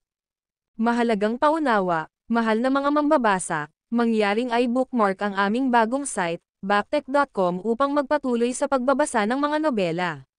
Salamat, recommend, linisin ang iyong browser cache ngayon upang ma-access ang mga nawawalang mga kabanata. Ang mga kapalaran sa kanya ay marahil ay hindi sapat upang masakop ang kanyang kakaiba at nababagabag na karanasan sa buhay. Ngayon, ginaising niya ang katawan ni Gladwin. Nagmana rin siya ng memorya ni Celeste. Masakit siya. Si Lucille ay nagkasala ng maraming tao, ngunit hindi niya mapapatay ang sinuman. Maaaring may ugnay sa kanya si James. Gayunpaman, habang tinitigan ni James si Lucille, Tinitigan din ni Lucille si James. Alam niya na mayroon siyang kasaysayan kasama si James, ngunit sila ay mga kaibigan lamang na dumaan sa buhay at kamatayan. Wala sa kanila ang maaaring tumawid sa linya na iyon. Aalis ako, bigla. Sinabi ni James, gusto mo bang sumama sa akin? Maaari ba ako? Tanong ni Lucille. Nahuli si James. Pagkatapos, nagbuntong hininga siya. Maaari kong ibigay ang iyong mga kaaway sa iyo, ngunit, kung ito ay sa nakaraan, hindi ko ito magagawa. Ginambala ni Lucille si James. Ngunit nasa itaas ako ng 7 bituin ngayon. Sa kasalukuyang aking kakayahan, dapat itong sapat. Sige, tumango si James. Ngunit kailangan mong makinig sa aking pag-aayos. Tumahimik si Lucille. Sa oras na ito, ibinalot ni Lizzie ang kanyang braso sa kanyang leeg. Isipin ang iyong ama. Kung wala kang plano na maghiganti, ang wakas ay mababawasan sa trahedya. Ginawa nitong itaas ni Lucille ang kanyang ulo. Sige, hanggat maaari akong maghiganti, makikinig ako sa iyo. Ngumiti si James, hinalinhan. Itinaas niya ang kanyang kamay at inilagay sina Lucille, Lizzie at ang Year-1 Genesis Bell sa kaluluwa ng kaluluwa. Pagkatapos, umungo si Yin Tai Chi at bumaril hanggang sa langit. Gayunpaman, sa sandaling lumipad siya, sumigaw siya sa sakit dahil kay James. Nahulog siya sa lupa. Huwag mo ring isipin na tumakas. Gamit ang kanyang mga kamay sa likuran, si James ay sumigaw at sinabing, sinumpa ka ng mahusay na sumpa ng kasaysayan. Hindi ka rin nais ni Tai Chi. Manatili ka lang dito at panoorin akong i-rip ang iyong pangunahing sarili. Pagkatapos, biglang itinaas ni James ang kanyang kamay. Isang kakilakilabot na misteryosong kapangyarihan ng kulay abo, itim, at puti ang lumusot sa katawan ni Yin Tai Chi. Habang mabilis na pinaikot ang 3 kulay, napagtanto ni Yin Tai Chi na siya ay napetrolyo. Ang kanyang katawan ay lumingon sa bato mula sa kanyang mga paa hanggang sa kanyang baywang. James, gaano mo ako tatanggapin? Bago niya matapos ang kanyang pangungusap, naging isang estatwa siya sa ilalim ng kapangyarihan ng 3 kulay. Pagkatapos nito, iniwas muli ni James ang kanyang kamay. Sa malayong distansya, ang gobernador ng Yang, na binugbog ni Clayton, ay lumitaw sa harap niya. Walang halaga ka na ngayon. Tinitigan ni James ang gobernador ng Yang. Dapat ikaw ang aking mga mapagkukunan ng paglilinang. Pagkatapos, naabot niya ulit. Kaagad, ang isang sinag ng kahanga-hangang kapangyarihan ng 3 kulay ay sumulpot sa gobernador ng Yang. Ang kanyang kapangyarihan sa kasaysayan ay mabilis na hinihigop. Ang video na ito ay edited by Urban Storytelling. Kabanata 6473 na sumusunod sa masakit na pag-iyak ng gobernador ng Yang, ang kanyang katawan at mukha ay nagulong. Siya ay nasa maraming sakit. Ang kanyang ranggo ng paglilinang ay bumaba mula sa ranggo ng Zeklan hanggang sa rurok ng pagkonsumo ng ika-9 na pagdurusa ng Year-1 Dale ranggo. Patuloy itong bumababa hanggang sa ang lahat ng kanyang kapangyarihan ay hinihigop ni James. Masama ka. Hindi kita hahayaan na mag-reincarnate ka, sabi ni James. Pagkatapos, lumitaw ang isa pang sinag ng kapangyarihan ng 3 kulay. Agad itong tinatakan si Yin Tai Chi, na bumalik sa kanyang orihinal na anyo, at ang gobernador ng Yang. Sa oras na ito, sa Tai Chi Grand Temple na 33 langit, nanginginig ang isang ilusyon na itim at puti na figure. Agad na, naglabas siya ng isang bibig ng dugo. Pagkatapos, itinaas niya ang ulo. James, hindi tayo magkakasundo. Mahalagang paunawa, mahal na mga mambabasa, mangyaring i-bookmark ang aming bagong site, backtech.com upang magpatuloy sa pagbabasa ng mga nobela. Salamat, recommend, linisin ang iyong browser cache ngayon upang ma-access ang mga nawawalang mga kabanata. Pagkatapos nito, itinaas niya ang kanyang mga kamay. Isang sinag ng banal na ilaw ang tumama sa 33 langit. Kaagad, kumalat ito patungo sa 3,000 mahusay na mundo ng Genesis at hindi mabilang na mga mundo ng Microgenesis. Tai Chi decrees na ang lahat ng nabubuhay na nilalang sa mundo, kung sino man ang pumatay kay James at ang madilim na mga demonyo, ay bibigyan ng paglilinang ng ranggo ng Zeklan at maaaring maglakbay sa 34 langit. Ang sinumang nangunguna sa isang hukbo upang lupigin ang lupain ng Forlat, ang walang bisa ni Skynet at Yin ay gagantimpalaan ng 3 gintong katawan at bibigyan ng paglilinang ng ranggo ng Zeklan. Ang lahat ng mga kalahok sa ilalim ng rurok ng ikasyam na pagdurusa ng Uris-1 Rango ay agad na nadagdagan ang kanilang paglilinang sa rurok ng pagkonsumo ng Uris-1 Ranks 9th Tribulation. Panipi. Ang dalawang kautusan na ito ay ipinadala sa lahat ng mga mundo, na nagdudulot ng isang agarang pang-amoy sa mga mundo. Ang mga pangunahing sekta at mga puwersa ng Orthodox sa mundo ng Genesis ay handa na kumilos. Nagsimula silang magkaisa sa bawat isa upang maghanap para sa kinaroroonan nina James at Dark Thea. Kasabay nito, sa labas ng Skynet, ang lupain ng Forlat, at walang bisa ang Yin, nagsimula ang isang pukawin. Nagtipon ang mga powerhouse. Ang isang matindi at hindi pa naganap na labanan ay nagsimula sa mga mundo. Sa oras na ito, si James ay nasa Irian Hall din na nagtitipon ng kanyang mga dating kasama. Ang Zovian, Yemima, Wyatt, Zavas, at iba pa ay nagtipon dito. Sa pagtingin sa kanilang mga pamilyar na mukha, ngumiti si James, nalulugod. Marami silang nakuha sa kanilang paglalakbay sa rehiyon ng Jert. Lahat ay nakarating sa 4 na bituin na kapangyarihan ng labanan. Ito ay katulad ng ikalimang pagdurusa ng Uris-1 Rango ng Genesis World. Darating ba ang lahat? Ngumiti si James at nagtanong. Si Zovian at ang iba pang ipinagpalat na sulyap bago ngumiti at tumango. Hindi sa palagay ko kailangan mong sumama sa akin ngayon. Bumantong hininga si James at sinabi, linangin hanggang sa 7 star na kapangyarihan ng labanan muna sa Ying World. Kapag lumabas ka sa Ying World, kayong mga guys ay magiging tunay na mga powerhouse. Kasabay nito, kung nais mong lumabas, dapat kang maghintay hanggang sa linawin ko ang kalsada na humahantong sa lupain ng Forlat. Maaari kayong mag-iwan ng pagkatapos. Panipi. Nang marinig iyon, agad na tumayo si Zovian. Hindi ako nakikipaglaban sa tabi mo ng mahabang panahon. Kahit na ang aking kasalukuyang kakayahan ay hindi sapat, tiwala ako. Ngumiti si James. Sa mundo kung saan ang malakas na kumonsumo ng mahina, ang iyong kumpiyansa ay kailangang may backup ng lakas. Nawala ang Zovian para sa mga salita. Tumalikod si James at tiningnan sina Irian at Hador. Ano sa palagay mo? Dahil nakatulong ako sa Ying World's affairs, dapat mong tulungan ako sa akin. Panipi. Nagpalitan sina Hador at Irian. Ngumiti sila at tumango. Napagpasyahan noon. Tumingin si James sa kanyang mga kaibigan. Bago ka makarating sa 7 star na kapangyarihan ng labanan, huwag iwanan ang walang bisa ni Yin. Kasabay nito, kailangan mong tulungan akong maghanap para sa iba pang mga potensyal na buhay na nilalang mula sa madilim na daigdig. Kayo ang pangunahing puwersa para sa labanan. Matapos marinig ang mga salita ni James, si Zovian at ang iba pa ay tumango bilang tugon.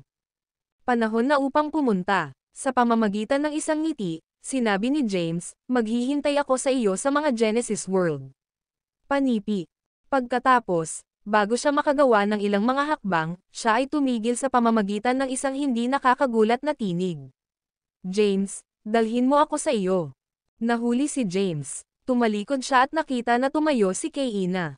Maganda siya, gayunpaman siya ay mayabang at hindi makatwiran. Ang video na ito ay edited by Urban Storytelling. Kabanata 6494. Wala kang mga kwalifikasyon. Umiling-iling si James. Si Kaina ay naabak. Ayaw niyang sumuko, kaya sumigaw siya, ang LL ay maaaring maging alaga mo. Sinabi ko, wala kang mga kwalifikasyon, paulit-ulit ni James. Ikaw, nagalit si Kaina. Alam ng isa hanggang isa na nasaktan kita dati, ngunit, Kaina, huwag maging walang ingat.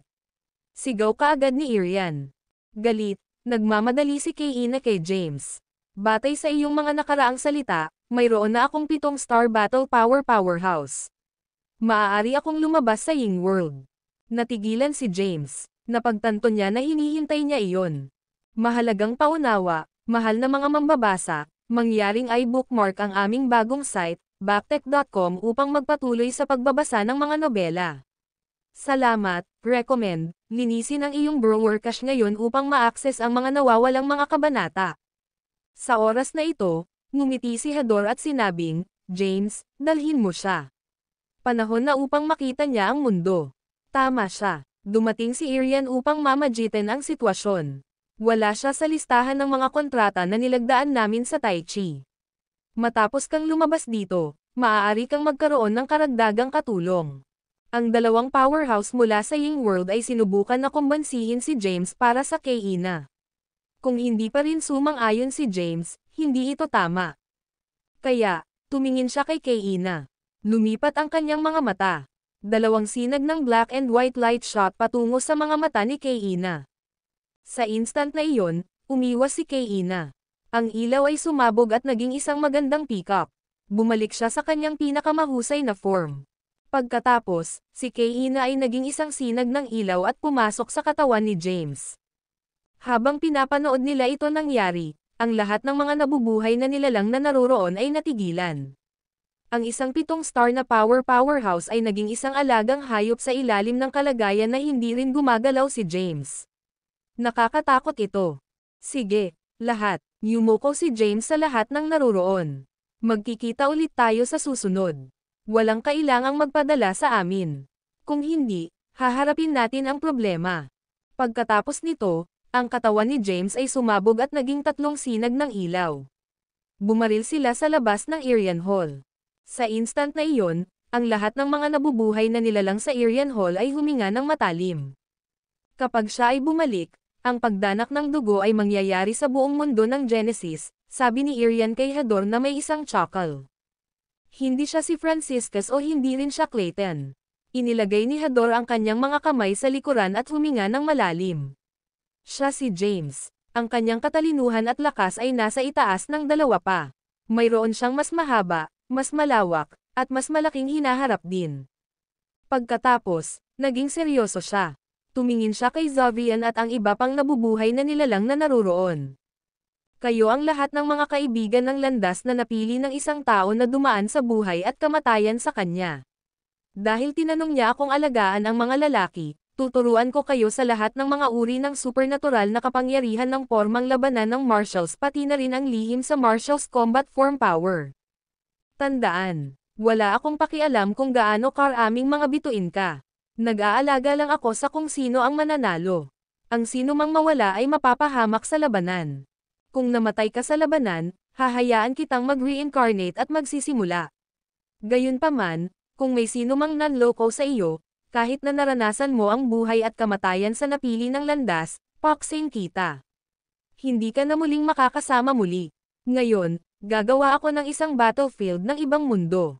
Pumunta at lumaban ngayon. Magre-recruit lang ako ng 10 alagad, at iyon. Pagkatapos nito, inalis ni Hador ang kanyang kamay. Ang video na ito ay edited by Urban Storytelling. Kabanata 6475. Sa susunod na segundo, iniwas muli ni Hador ang kanyang kamay. Itinapon niya si Zovian at ang iba pa sa bola ng itim na enerhiya. Nang makita ang eksenang ito, nababahala si Irian. Sir Hador, kung gagawin mo ito, napili ng landas ang isa, bagaman ang kahalagahan ni James sa pagkakaibigan, siya ay isang pragmatista. Pinutol ni Hador si Irian. Upang maging kaibigan niya, ang pagkakaroon ng isang matuwid na espiritu ay hindi sapat. Ang isa ay dapat magkaroon ng lakas ng loob na ipagsapalaran ang kanyang buhay at ang kakayahang mag-alis ng isang hukbo. Panipi. Nawala si Irian sa mga salita. Matapos lumingon si James sa 3 sinag ng ilaw sa kulay abo, itim, at puti at lumabas sa rehiyon ng Jert, naging agad siya sa kanyang pangunahing sarili. Ang pagsulyap sa pasukan ng Ying World sa rehiyon ng Jert, binaril niya ang isa pang kapangyarihan ng kulay abo, itim, at puti. Agad niyang isinaaktibo muli ang Chaos Homeroom Formation. Mahalagang paunawa, mahal na mga mambabasa, mangyaring i-bookmark ang aming bagong site, backtech.com upang magpatuloy sa pagbabasa ng mga nobela. Salamat, recommend, linisin ang iyong browser cache ngayon upang ma-access ang mga nawawalang mga kabanata. Ito ang huling kayamanan ng pag-save ng buhay ng Ying World. Sa kanyang kapangyarihan ng ika-5 ranggo ng Zeklan, ang pagtatanggol at maaaring mas malakas. Kahit na ang isang powerhouse sa ika-7 Zeklan ay mahihirapan itong pumasok. Kasabay nito, ginamit ni James ang hakbang na Terrace Astride upang mag-shoot hanggang sa kalangitan. Nagpunta siya sa pagbuo ng paglilinang suppressing sa Ying World at nagpatuloy upang palakasin ito. Gayunpaman, Ang pag-alis ng paghihigpit ng pagsugpo sa paglilinang ay nagtaas ng sumpa ng unang pagdurusa ng Eurus 1 Zeong Rango para sa lahat ng mga buhay na nilalang mula sa madilim na mundo. Nang makarating siya sa hangganan ng pasukan ng madilim na daigdig, naaktibo niya ang kanyang supernatural na kapangyarihan at pinalakas ang pagbuo na nagpoprotekta sa madilim na mundo. Hindi lamang niya nadagdagan ang kapangyarihan ng pagtatanggol nito, ngunit nagtanim din siya ng hindi mabilang na mga sumpa ng historial at mahiwagang paghihigpit. Kapag na-atake ang forma sayon, habang nagsasagawa ng pagtatanggol, maaaktibo nito ang mga sumpa at mahiwagang paghihigpit. Aatake nito ang pag-atake ng kritikal. Matapos gawin ang lahat, si James ay naging isang gwapong nasa gitna na taong may edad. Lumabas siya sa pagbuo at lumitaw sa Demon Dungeon sa ilalim ng kontrol ni Skynet. Samantala, sa Demon Dungeon, si Quattro at ang iba pa ay wala na. Pinalitan sila ng lahat ng uri ng mga nabubuhay na nilalang na nagtatanim ng kapangyarihan ng Genesis. Nang ginamit ni James ang kanyang Zen upang i-scan ang lugar, napagtanto niya na 12-12 ng mga sekta ang naitatag dito. Mayroong milyon-milyong mga alagad sa ilalim nila. Ang lahat ay nanatiling pareho, ngunit nagbago ang mga tao. Sa pagtingin sa pamilyar na kapaligiran, natagpuan ni James na hindi pamilyar. Nang siya ay pumasok sa lugar na ito noong nakaraan, umasa siya sa katayuan ni Truett. Nakuha niya ang isang lugar upang manatili para sa mga nabubuhay na nilalang na naglalakad palabas ng madilim na mundo. Ngayon, ang lugar na ito ay isang bahagi ng mundo ng Genesis. Inisip ni James na si Tai Chi ay maghihiganti laban kay Skynet, ngunit hindi niya inaasahan na siya ay muling maghiganti. Sino ka? Sa oras na ito, isang hindi magiliw na tinig ay nagmula sa likuran. Nahuli si James. Tumalikod siya at nakita ang isang nasa gitnang may edad na buhay na nasa isang asol na balabal na nagdadala ng isang longsword. Nakatitig sa kanya ang lalaki. Sa likuran niya ay 12-12 ng mga nabubuhay na nilalang sa parehong sangkap. Lahat sila ay nasa paligid ng ikasyam na pagdurusa ng Eurus 1 Zeong rank. Sa pamamagitan ng isang ngiti, sinabi ni James, "Dumating dito nang hindi sinasadya. Hindi ko alam kung nasaan ako." Sa aksidente, ang gitnang may edad na nabubuhay ay nasnort at sinabing, "Ikaw ay isang demonyo mula sa madilim na mundo, hindi ba?" Nang marinig niya iyon, nagagalit si James. "Bakit mo kinamumuhian ang madilim na mundo? Kaya, ikaw ay isang demonyo mula sa madilim na mundo." Ang gitnang may edad na tao ay kumalas sa kanyang kamay kaagad. Ang mga nabubuhay na nilalang sa likuran niya ay lumipad at nakapaligid kay James. Ang video na ito ay edited by Urban Storytelling. Kabanata 6476. Tiyeng ang 12-12 ng mga nabubuhay na nilalang na nagpalabas ng enerhiya na nakamamatay sa paligid niya, natagpuan ni James na nakakatawa at nadama na galit sa parehong oras. Sa una, naisip niya na kung binago niya ang kanyang hitsura sa isang nasa edad na tao at itinago ang kanyang ikalimang Zeklan ranks aura, ang kanyang karanasan sa labas ay magiging mas maayos. Hindi niya inaasahan na makipag-away sa sandaling iniwan niya si Yin. Nang makita na hindi natatakot si James, ang nasa gitnang edad na nabubuhay sa isang asol na balabal ay nagagalit, "Dapat kang sumuko ngayon, o kung hindi man ay mapapawi ka." Tumawa si James at nagbuntong hininga. "Kung hindi ka nagturo ng maayos mula sa isang batang edad, hindi lamang mawawala ang iyong dila, ngunit mawawala ka rin sa iyong buhay." Ang gitnang may edad na buhay ay sumigaw, "Manahimik. Kung pumapatay tayo ng isang madilim na demonyo, ang ating sekta ay makakakuha ng mga merito. Maaari tayong makakuha ng 10 Tai Chi elixir. Alam mo ba kung ano ang dapat nating gawin?" Mahalagang paunawa, mahal na mga mambabasa, mangyaring i-bookmark ang aming bagong site, backtech.com upang magpatuloy sa pagbabasa ng mga nobela. Salamat, recommend, linisin ang iyong browser cache ngayon upang ma-access ang mga nawawalang mga kabanata. Patayin mo siya. Ang 12-12 ng mga buhay na sekta ng Yggdrasil na nakapalibot kay James ay sumigaw ng magkasama. Nakakakita kung paano walang alam at walang takot na sila, si James ay nanginginig na walang magawa. Itinaas niya ang kanyang kamay, at isang sinag ng itim at puting ilaw na natipon sa walang bisa. Ito ay naging Lucille. Nang makita iyon, ang mga nabubuhay na nilalang na handa na salakayin si James ay pinalawak ang kanyang mga mata. Lalo na ang mga lalaking nabubuhay na nilalang. Ang kanilang mga mata ay naiilawan. Hindi ko alam na mayroong isang kaakit-akit na babaeng nabubuhay na kabilang sa mga madilim na demonyo. Ang middle-aged na pamumuhay na nasa isang asol na balabal sa harap ay ngumiti at sinabing, narito ang ating kaligayahan. Tandaan na patayin ang buhay na ito. Tulad ng para sa babaeng nabubuhay, kailangan mong mahuli siyang buhay. Ito ay isang mahabang panahon mula nang nakita namin ang isang mahusay na babae. Panipi. Pagkatapos, ang mga nabubuhay na nilalang sa paligid ni na James at Lucille ay tumawa ng masigla. Ngumiti si James at sinabi kay Lucille, bukod sa pinuno, hahayaan kitang isagawa ang iyong mga kasanayan sa iba pang mga nabubuhay na nilalang. Ayos lang. Hindi sumagot si Lucille. Sa halip, iniwas niya ang kanyang kamay. Isang itim na maikling taybak ang lumitaw sa kanyang kamay. Nang makita iyon, ang mga nabubuhay na sekta ng Yggdrasil ay tumawa ng sarkastiko. Siya ay medyo mabangis. Ang mga madilim na demonyo ay palaging matigas ang ulo. Mabuti na siya ay mabangis. Naiinis kami sa mga banayad. Mas masaya kung nagpupumilit sila. Lumaban tayo. Hindi na tayo makapaghintay. Ano ang ranggo ng iyong paglilinang? Hindi ko masabi. Pinapayuhan ko kayong itigil ang iyong walang silbi na pakikibaka.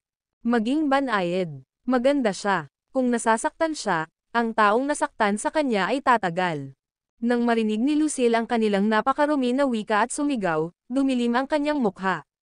Ang itim na maikling taybak sa kanyang kamay ay naging isang nakasisindak na itim na ilaw ng taybak. Iniwan nito ang kanyang kamay at naging 12 ng mga itim na ilaw ng taybak. Sa susunod na segundo, ang mga nabubuhay na nilalang ay nakakita ng isang itim na ilaw na flash. Pagkatapos, nakaramdam sila ng isang pakiramdam ng lamig sa kanilang mga throats. Basura. Pinalabas ni Lucille ang salitang ito. Maya-maya, ang isa sa mga lalamunan na lalaki ng sekta ng Yggdrasil ay humawak sa kanyang lalamunan at pinalawak ang kanyang mga mata. Sa kawalan ng paniniwala, sinabi niya, paano mo papatayin ang mga tao sa ganitong paraan? Pagkatapos, ang dugo ay bumagsak mula sa kanyang lalamunan. Pagkatapos nito, sumabog ang kanyang katawan. Ang kanyang laman at dugo ay nahulog mula sa kalangitan. Kapag nakita ng iba pang mga buhay na sekta ng Yggdrasil ang eksena, natakot sila. Tumakbo sila sa lahat ng direksyon. Gayunpaman, sa sandaling lumipad sila, sumabog sila sa kalangitan ng paisa-isa. Kahit saan ay marumi ng dugo. May laman sa lahat ng mga lugar. Ito ay isang nakakatakot na eksena. Sa sandaling ito, ang gitnang may edad na buhay na nasa harap ay natigilan. Laking gulat niya na nakalimutan niyang tumakas. Ngumiti si James at binigyan si Lucille ng isang hinlalaki. Tulad ng inaasahan mula sa alagad ni Clayton. Ikaw ay walang awa. Pagkatapos, tiningnan niya ang mga nasa edad na nabubuhay na nilalang na natigilan pa rin. Maaari ko bang malaman ang iyong pangalan? Walang reaksyon. Bigla, sumabog si Lucille at lumitaw sa likuran ng nasa edad na buhay. Itinaas niya ang kamay at hinayla siya. Ang video na ito ay edited by Urban Storytelling. Kabanata 6477. Sa susunod na segundo, ang nasa gitnang edad na buhay na nasa isang asol na balabal ay sumigaw sa takot. Mangyaring huwag mo akong patayin. Humihiling ako sa iyo. Humihingi ako ng paumanhin. Inaamin ko ang aking mga pagkakamali. Maaari akong maging alipin mo. Ako. Smack. Sinampal ni Lucille ang gitnang may edad na buhay na nasa mukha, na nagiging sanhi agad na malabo ang huli. Walang pagsasalita, iginulong ni James ang kanyang mga mata. Lucille, ikaw ay isang babae. Paano ka maaaring maging brutal? Sumiksik si Lucille. Pagkatapos, habang kinaladkad ang walang malay na buhay na nilalang, nakarating siya sa lupa. Nang walang pag-aatubili, sinaksak niya ang paa ng buhay na may itim na maikling taybak. Mahalagang paunawa, mahal na mga mambabasa, mangyaring i-bookmark ang aming bagong site, backtech.com upang magpatuloy sa pagbabasa ng mga nobela. Salamat, recommend, linisin ang iyong browser cache ngayon upang ma-access ang mga nawawalang mga kabanata. Ang nasa gitna na edad na buhay na sumigaw at nagising dahil sa sakit. Nang makita iyon, ngumiti si James ng mapait at lumapag sa lupa. Sa kanyang mga kamay sa likuran ng kanyang likuran, tiningnan niya ang buhay na nilalang. Tatanungin kita ng isa pang oras. Ano ang iyong pangalan? Yadi Larson. Ang gitnang may edad na buhay ay naging malinis kaagad. Nasa pang-itaas na grade na Euryswandale ranks 9th Tribulation. Iyoy Yggdrasil Sect's 5th Elder. Ang aming pinuno ng sekta ay si Perticus Walt. Nasa ranggo siya ng Quasi-Declan. Maghintay. Ginambala siya ni James. Sino ang iyong pinuno ng sekta? Perticus Walt. Balisa. Sinabi ni Yadi, Sir, ay. Manahimik ka. Pinutol siya ni James. Pagkatapos, tiningnan niya si Lucille. Narinig mo ba siya? Tumanggaw si Lucille. Hindi niya inaasahan na ang pinuno ng Mount Marty Alice ang sekta ng Timaeus ay magtatago kapag may nangyari. Siya ay isang duwag.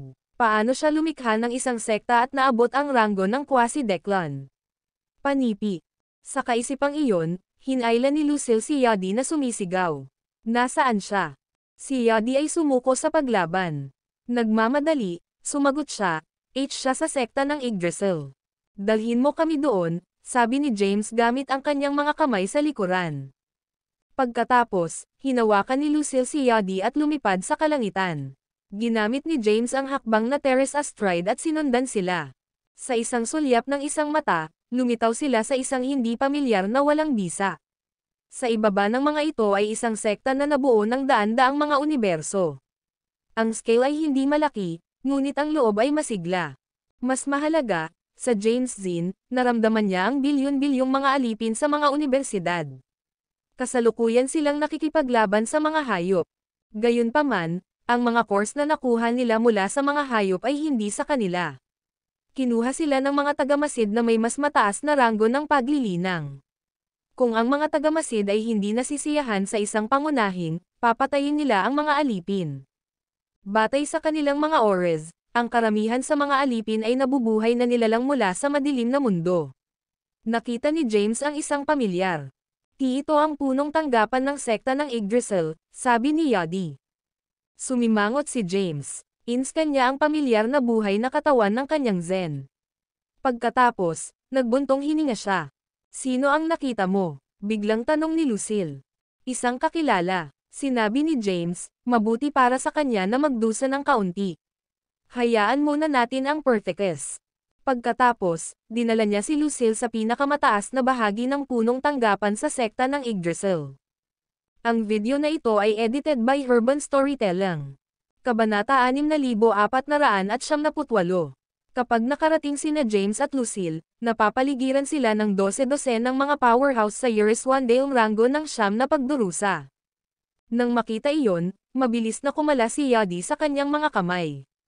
Mangyaring huwag maunawaan ito. Ang dalawang ito ay mga kaibigan ni G. Walt. Sa oras na ito, isang magandang babaeng powerhouse ang sumulong. Yadi, pinagbantaan ka ba ng mga ito? Nang marinig iyon, nagulat si Yadi.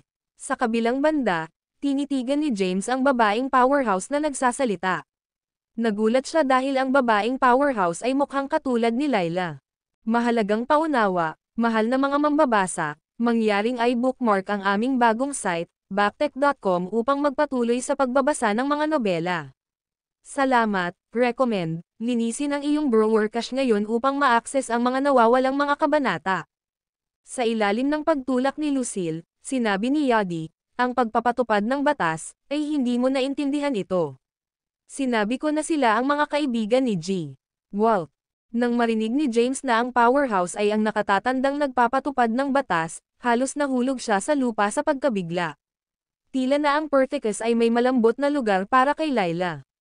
Hindi lamang siya lumikha ng isang babaeng powerhouse na mukhang eksaktong katulad ni Layla, ngunit binigyan din niya siya ng parehong posisyon tulad ng Layla sa Timaeus sect. Sa oras na ito, ang babaeng powerhouse na mukhang snort ni Layla. Sa palagay mo ba ay maaaring matugunan ni G. Walt, sabihin mo sa akin ang iyong pangalan. Nang marinig iyon, si Yadi ay tumingin kina James at Lucille na walang magawa. Alam niya kung gaano kalakas ang dalawa tulad ng naranasan niya ito mismo sandali. Hindi bababa sa rurok ng ikasyam na pagdurusa ng Euryswandale ranggo. Gayunpaman, hindi niya alam ang kanilang mga pangalan. Siya ay nang-ahas na hindi magtanong. Tumingin si Lucille sa babaeng kapangyarihan. Ikaw ba si Layla? Nang marinig iyon ng babaeng powerhouse, nagulat siya. Kilala mo ba si Layla? Siyempre, Rodley, sinabi ni Lucille, sabihin mo sa Perticus na makilala kami ngayon. Kung hindi, puputulan natin ang kanyang sekta. Ang kanyang mga salita ay nagpukaw ng pagtatalo. Kaya, ang 12-12 ng mga powerhouse sa rurok ng Yeriswandail Rango ng ika-9 na pagdurusa ay naganap ang kanilang mga sandata. Samantala, ang babaeng powerhouse na mukhang Polly ni Layla ang kanyang mga mata. Sino mang nang ahas na talakayin si G. Walt sa pamamagitan ng kanyang unang pangalan ay dapat mamatay. Pagkatapos, isang gintong latigo ang lumitaw sa kanyang kamay. Lumuhad at humingi ng tawad kaagad. Kung hindi, papatayin ka. Tapos ka na bang magpakita? Nakakainis, sinabi ni James, pumunta at magulat sa Perthes. Sabihin mo sa kanya na si Mr. Dumating si Kaden upang makita siya at kailangan niyang tuparin ang nakaraang pusta. Panipi. Sa gayon, naging mabigat ang kapaligiran. Ang babaeng powerhouse sa tingga ay kumapit sa kanyang mga kamao. Nakakahiya ka ba sa aming pinuno ng sekta? Gaano kahirap? Bumantong hininga si James at kumaway ang kanyang kamay. Sa instant na iyon, isang 3 kulay na kapangyarihan ng kulay abo, itim, at puting pagbaril. Sinamahan ito ng isang gust ng nakakatakot na galit na hangin. Kaagad, ang babaeng powerhouse at ang 12-12 ng mga powerhouse sa rurok ng Yeriswandail Rango ng ika-9 na pagdurusa ay lumipad. Nang makita iyon, nanlaki ang mga mata ni Yadi. Laking gulat niya kaya hindi siya huminga. Ang mga powerhouse ay nasa rurok ng ika-9 na pagdurusa ng Yeriswandail rank, subalit pinutok sila ni James ng pagtaas ng kanyang kamay. Gaano katikot takot? Perthes, sigaw ni James, narito ako upang makita ka. Kung hindi ka lalabas upang makita kami, paksayin namin ang iyong sekta. Pagkatapos, isang sinag ng gintong ilaw na pinalabas mula sa Yggdrasil Palace habang binuksan ang pinto.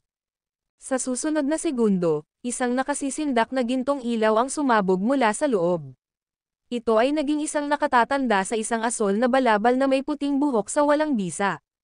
Sino ang nang-ahas na paksayin ang aking sekta? Naghahanap ka ng kamatayan, Hindi magpatuloy si Perthes dahil nakita niya sina Lucille at James na tinitingnan siya ng kawili-wili. Para bang tinatanong nila kung bakit siya nagpapakita pa rin noong siya ay matanda na. Kinuha, hindi na siya kumilos na prestihiyoso. Nakarating siya sa lupa. Si James ay nagbago na sa isang nasa edad na tao, kaya hindi siya makikilala ni Perthes. Gayunpaman, pamilyar sa kanya si Lucille. Ang video na ito ay edited by Urban Storytelling. Kabanata 6499. Ikaw. Tumingin si Perthes kay Lucille. Ang kanyang ekspresyon ay tumalikod mula sa pagkabigla sa nagulat. Lucille, buhay ka. Nag-click si Lucille sa kanyang dila. Hindi ka namatay. Paano ako mamamatay bago ka? Tumawa si Perthes. Napakaganda na narito ka. Sa pagtingin sa kung paano nawala ang Perthes sa kanyang cool, si Yadi ay nalilito. Hindi niya inaasahan ang pinuno ng makapangyarihang sekta ng Yggdrasil na mahirap matugunan at dapat maging banal na magkaroon ng masayang pagpapahayag. Ang dalawa ba talaga ang mga kaibigan ni Perthes? Kasabay nito, nadama ni Yadi. Sa kabutihang palad, ang dalawa ay malakas ngunit magnanimous. Kung pinatay nila siya ngayon, ang kalalabasan ay magiging mas masahol kaysa ngayon. Mahalagang paunawa, mahal na mga mambabasa, mangyaring i-bookmark ang aming bagong site, backtech.com upang magpatuloy sa pagbabasa ng mga nobela. Salamat, recommend, linisin ang iyong browser cache ngayon upang ma-access ang mga nawawalang mga kabanata.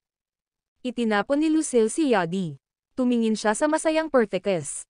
Nabubuhay ka ng isang mabuting buhay. Hindi ka na ang Mount Marty Alice Master of Timaeus Sect, ngunit itinatag mo ang iyong sariling sekta. Sigh. Itigil ang pag-uusap tungkol doon. Umiling-iling si Perthes. Mahabang kwento ito. Pagkatapos, tumingin siya kay Yadi. Ikaw ba ang alagad ng aking sekta? Mabilis na lumuhad si Yadi sa lupa. Ako ang ika-5 elder ng Yggdrasil Sect. Pagbati, G. Walt. Hindi kita kilala. Nawala. Inis na Perthes. Kaagad, nadama ni Yadi. Nang bumangon, sinulyapan niya si Lucille. Hindi siya maaaring umalis. Sa oras na ito, itinaas ni James ang kanyang kamay. Isang mahiwagang kapangyarihan na tinatakan si Yadi dito. Hindi gumanti si Lucille habang pinapanood niya ang mga aksyon ni James. Sa kabilang banda, namangha si Perthes. Ito ay ang iyong ama. Sinulyapan ni James si Perthes. Sa gayon, dumilim ang mukha ni Perthes. Paano mo masasabi ang ganoong bagay? Gusto mo ba akong talunin? Ginambala siya ni James. Nang makita na ang dalawa ay malapit ng lumaban, sinabi ni Lucille, G. Walt, maaari ba nating talakayin ang isang bagay dito? Si Perthes ay nakuha. Tumanggo siya. Siyempre, ito ang aking turf. Pagkatapos, tiningnan niya si James. Ngunit ang taong ito, hindi siya pinansin ni James. Gamit ang kanyang mga kamay sa likuran ng kanyang likuran, direktang pinasok niya ang Yggdrasil Palace. Gaano kakawalang galang? Bigla, galit si Perthes. Sino siya? Paano siya? Bago siya makatapos ng pagsasalita, sinabi ni Lucille, tumigil sa paggawa ng isang pag-aalsa. Siya ay isang taong kilala mo. Tatalakayin natin ito sa loob. Gayun din, mag-set up ng ilang mga hadlang na hindi tinatagusan ng tunog, o kung hindi man at ang iyong sekta ay mapapahamak. Pagkatapos nito, pinasok ni Lucille ang Yggdrasil Palace gamit ang kanyang mga kamay sa likuran din niya. Si Perthes ay nanginginig. Naramdaman niya na may kakaiba. Mula pa nang ang kanyang pakikipagsapalaran at pagpasok sa ranggo ng Quasi-Declan, hindi pa niya naramdaman ito. Gayunpaman, ginawa pa rin niya ang itinuro ni Lucille. Nagtayo siya ng libo-libong mga hadlang na hindi tinatagusan ng tunog sa paligid ng palasyo bago pumasok sa palasyo. Ang video na ito ay edited by Urban Storytelling. Kabanata 6500. James ay nasa Yggdrasil Palace. Nakatitig siya sa isang pagpipinta. Ang pagpipinta ay ang tanawin ni James, Lucille, Perthes, Xavian, Stephen at Truett sa panahon ng labanan laban kay Woodrow noong sila ay nasa sekta ng Timaeus. Ano ang kahit na estranghero ay kung ang isang bakas ng kapangyarihan ay na-injected sa pagpipinta, ang tanawin ng labanan ay mabubuhay. Nakakatakot ito. Hoy! Sino ang hayaan mong hawakan ang pagpipinta na ito? Ang galit na galit ni Perthes ay nagmula sa likuran ni James. Sa susunod na segundo, ang kanyang kakilakilabot na aura ay tumungo kay James. Gayunpaman, hindi ito pinansin ni James. Sa sandaling hinawakan ito sa kanya, bumagsak ito pabalik. Mahalagang paunawa, mahal na mga mambabasa, mangyaring ay bookmark ang aming bagong site, backtech.com upang magpatuloy sa pagbabasa ng mga nobela. Salamat, recommend, linisin ang iyong browser cache ngayon upang ma-access ang mga nawawalang mga kabanata. Sa pamamagitan ng isang malakas na boom, si Perthes ay natitised sa likuran ng kanyang aura. Kaagad, naglabas siya ng dugo. Pagkatapos, tiningnan niya si James sa kawalan ng paniniwala. Natigilan siya. Sino ang taong bastos na ito? Paano niya binaliwala ang aura ng isang powerhouse sa ranggo ng Quasi-Declan? Mas mahalaga, ang taong ito ay hindi gumagalaw, gayunpaman ay ginawa niya ang ganoong bagay. Kung gumawa siya ng isang paglipat, gaano siya kakilakilabot? Sa pag-iisip na iyon, kinakapit ni Perthes ang kanyang dibdib at tiningnan si Lucille. Sino siya? Tumahimik si Lucille. G. Walt, biglang sinabi ni James, napakahalaga ba sa iyo ng pagpipinta na ito? Ang mukha ni Perthes ay kumalas. Inaamin ko na mas malakas ka kaysa sa akin, ngunit kung nais mong ipahiya ang aking sekta. Bago siya makatapos ng pagsasalita, naabot ni James at binuksan ang lihim na kompartimento sa likod ng pagpipinta. Sa isang segundo, 3 mga plato ng libingan ang lumipad at lumitaw sa harap ni James. Huwag hawakan ang aking mga gamit. Galit na galit si Perthes nang makita niya ito. Habang papunta siya sa pasulong, napigilan siya ni Lucille. Galit, sinabi ni Perthes, Lucille, tinanggap ko kayo dahil ikaw ang aking kaibigan. Hindi kita pinayagan na maging ganito. Hindi na siya maaaring magpatuloy na magsalita dahil tinitigan siya ni Lucille ng isang komplikadong ekspresyon.